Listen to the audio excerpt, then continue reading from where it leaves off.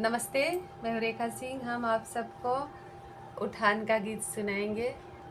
जब से सेवरिया में पड़ी गईले हो दुबारा गईले बालम।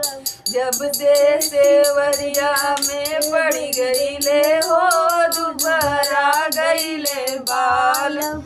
कह तू त मोरी धना सासू के बोलाई देती। कह तू न मोरी धना सासू के बोलाई देती। चुप रह चाप रह मत बोला हो दुबारा गईले बालम। चुप रह चाप रह मत बोला हो दुबारा गईले बालम।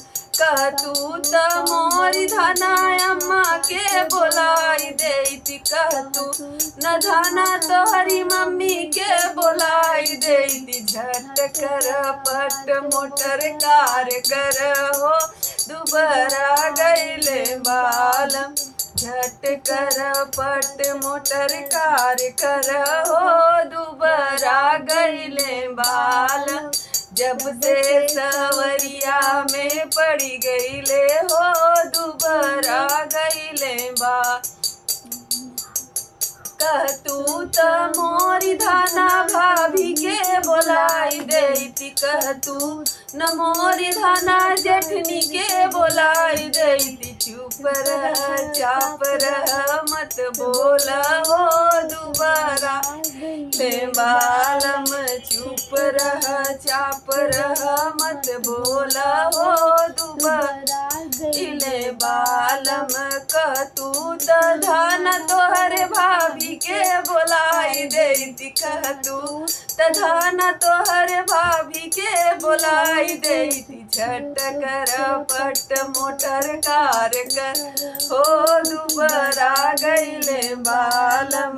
झट कर पट मोटर कार कर हो दुबारा गईले बालम।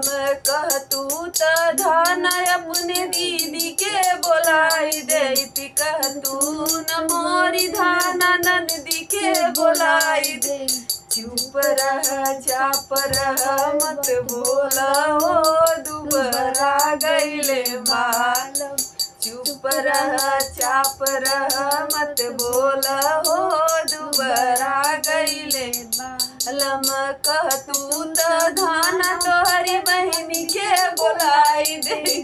कह तू त धना तोहरी बहनी के बोलाई देती। झट कर पट मोटर कार कर हो दुबारा गईले बालम।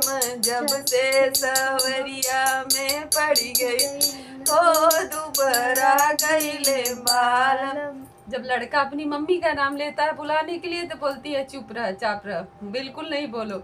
जब बोलता है तुम्हारी मम्मी को बुला दूं तब बोलता है झट कर पट मोटर कार। मेरी बेटी बैठ बैठ के पूछ रही है क्या बोल रही हो। नमस्ते।